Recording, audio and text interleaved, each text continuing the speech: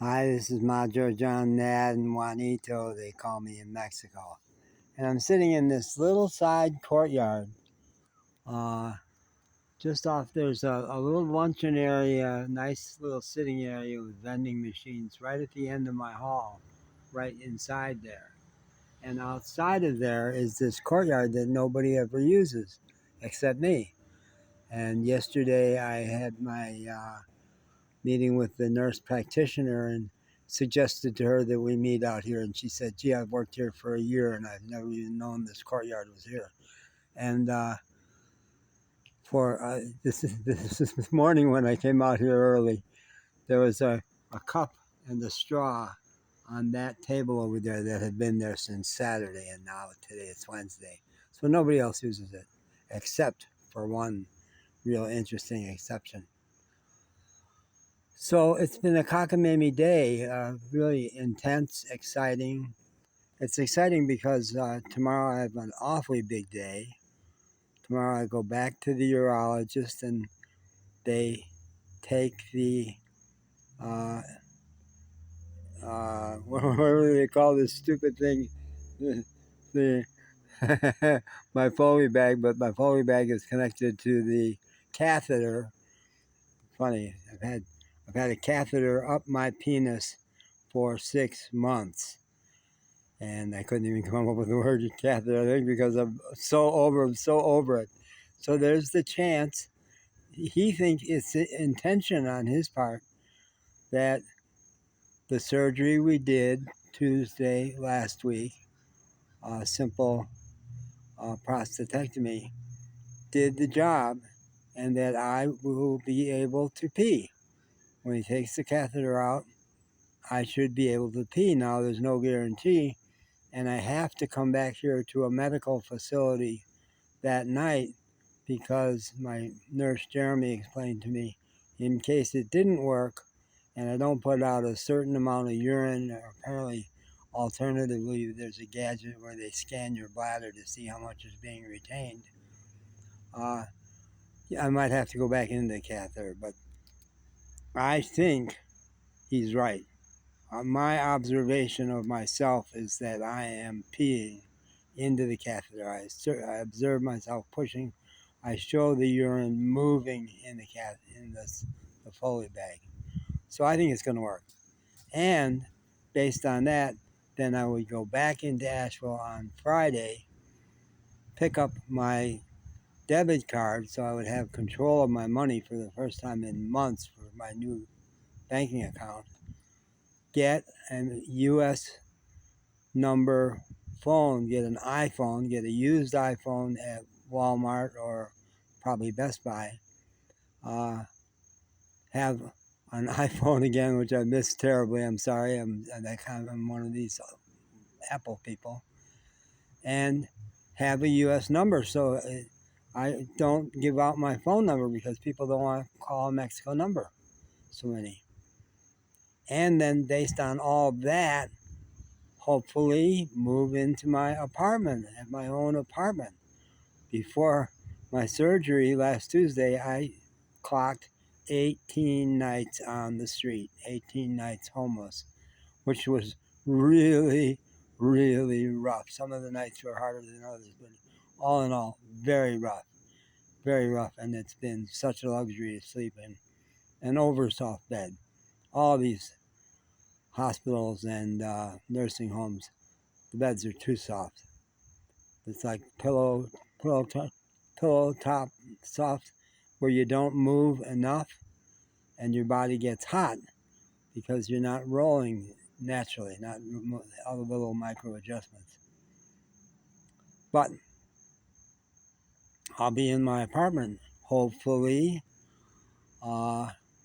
Saturday. I need some furniture. I need at least like a air mattress to sleep on for starters. Yeah, so it's all so exciting. So based on that, I've had a very exciting day. And early, I did a video that I think is posted. I did get that one posted about all the big changes coming up for me in my life and the ones I just described. Then I did another video basically right here. The chair was just, I think it was facing the same way.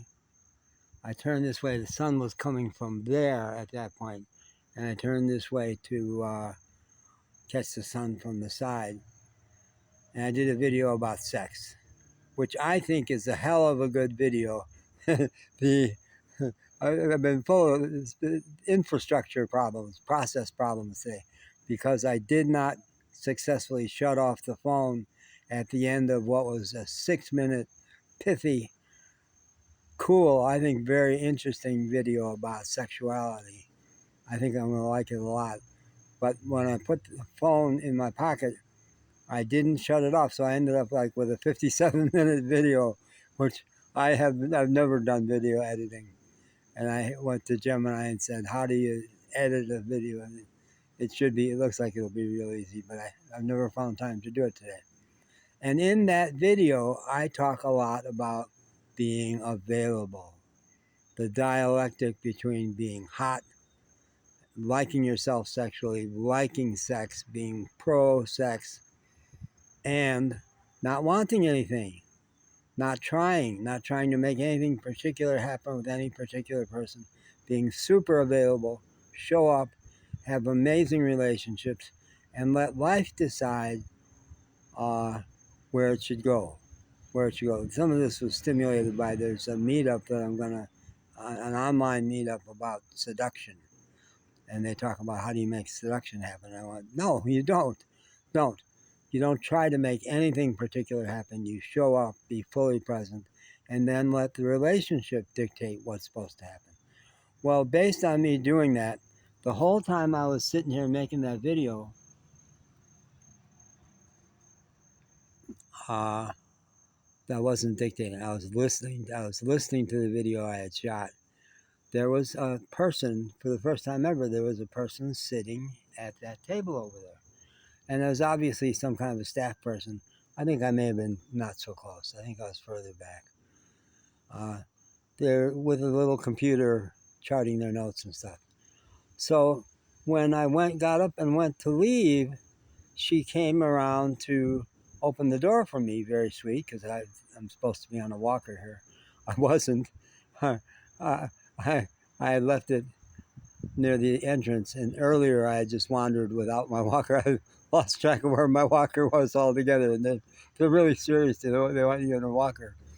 And oh yeah, so while I was out here doing that video about sexuality, my nurse Kawanda, who's an awesome person and takes really good care of me, and I had teased that she had yelled at me playfully earlier, "Where's your walker?" I said, "I don't know. I lost it somewhere in the building." I truly didn't know where it was. So while I was in the middle of shooting that video about sexuality, she shows up with the walker, and I chat with her. You can hear her voice, and I was teasing together about thank you for my walker. I didn't videotape her because I've gotten in big trouble another place for taking a photo of a staff member without their permission, and I just don't believe in videotaping people without their permission. So several things happen. I'm saying the biggest quality I have going for me is that I do show up. I know how to make contact, and I believe in it. And I believe in it being nonviolent, being really respectful, negotiated, collaborative. As I'm leaving here, this woman who has been jotting her notes comes around to open the door, and she's stunning. Oh my God, she's stunning. And not super young, not old, but really maybe 40, something like that. And she made such eye contact. I was like, oh, took my breath away.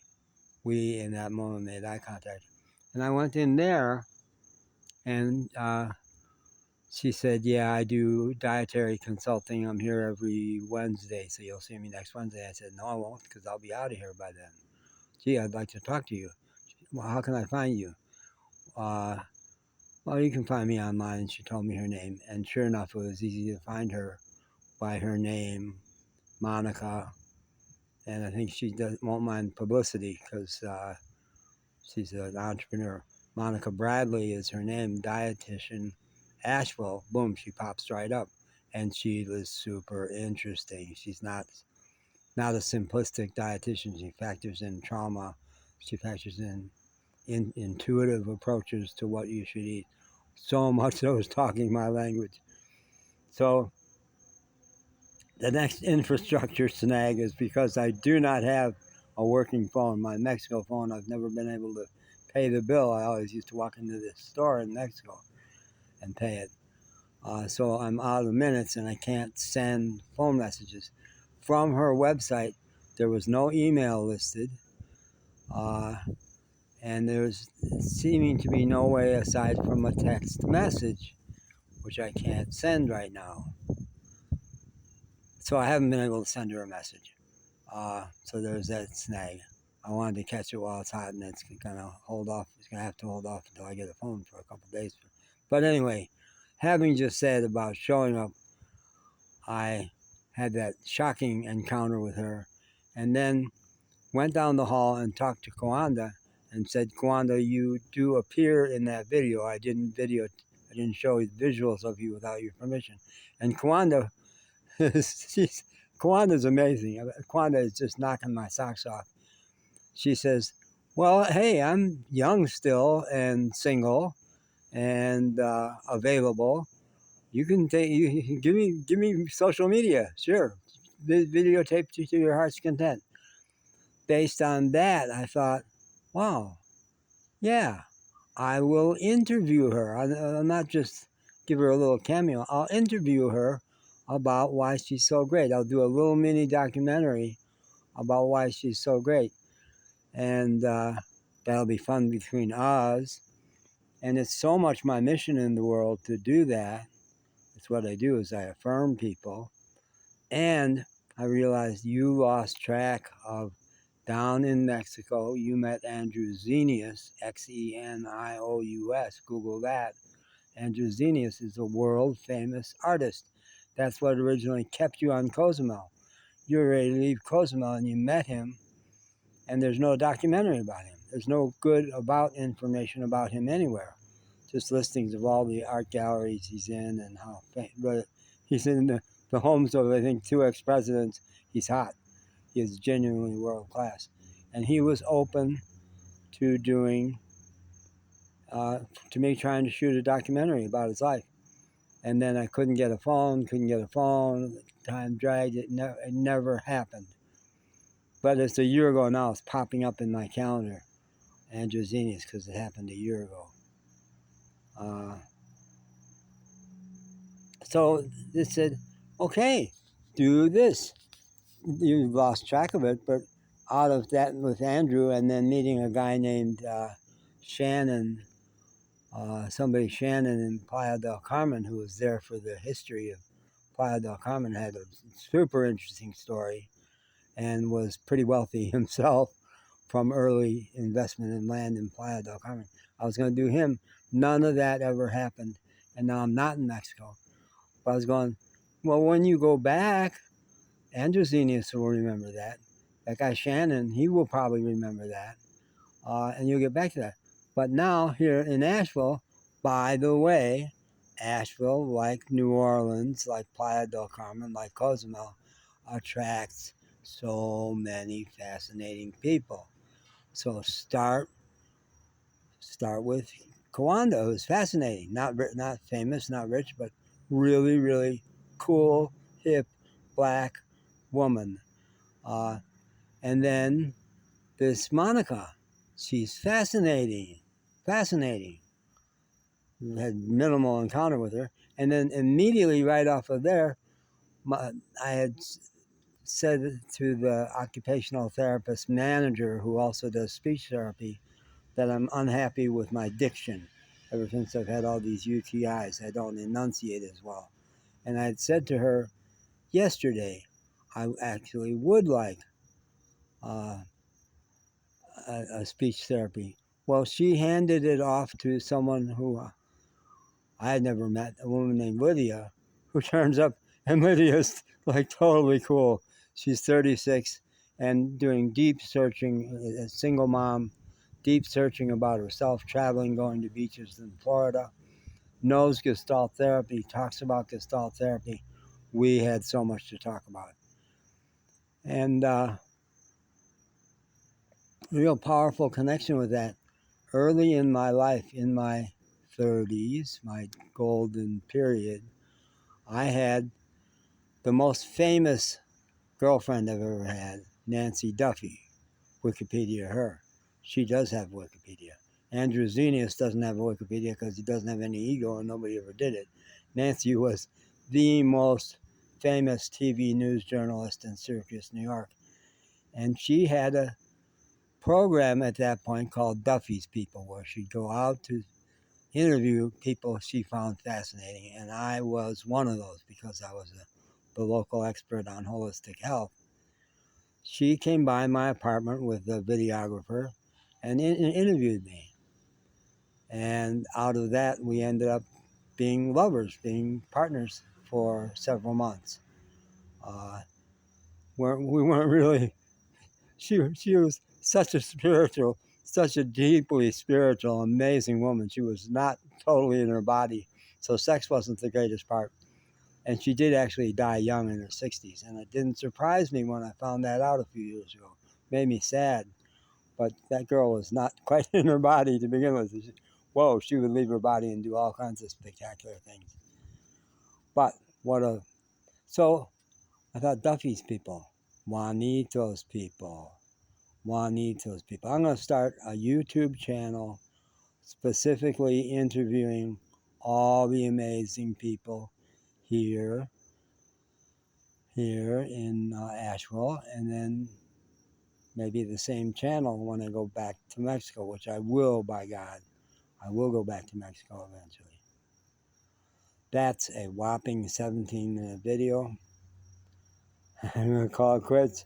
There's so many other threads I could talk about. I've got a new roommate who's a good guy. My roommate 2 days ago was a whiny, nasty man who they fortunately moved out yesterday. And then I was really disappointed to have a new roommate come in. But he turns out to be a really nice guy, but a big guy with a bad broken broken leg. And he only can sleep in a recliner, so they moved a huge recliner into the room, and I had to have my meal in this room over here because there was no room for my TV tray there. But he doesn't show any signs of being a TV-aholic, so I think maybe I'll sleep well tonight. So wish me well tomorrow, and then tomorrow night peeing successfully, and then Friday making all kinds of errands and hopefully getting into my apartment. We still haven't heard back from the property manager. That's still hanging. And then the rest of my life, huh? Yeah, the rest of my life. Which I plan to have be very good. I'm planning. That's just my plan. There may be more suffering, but God knows there's been enough. I'd say between my 30 years of being misdiagnosed and my childhood of being sexually abused, and now these 6 months. These 6 months have been rough. They've been rough. But my vision right now is I am falling in love with Asheville, and I am missing Mexico. Who knows? Maybe I'll end up being half and half. I don't know. None of that can be known yet. Okay. Hasta la vista, baby.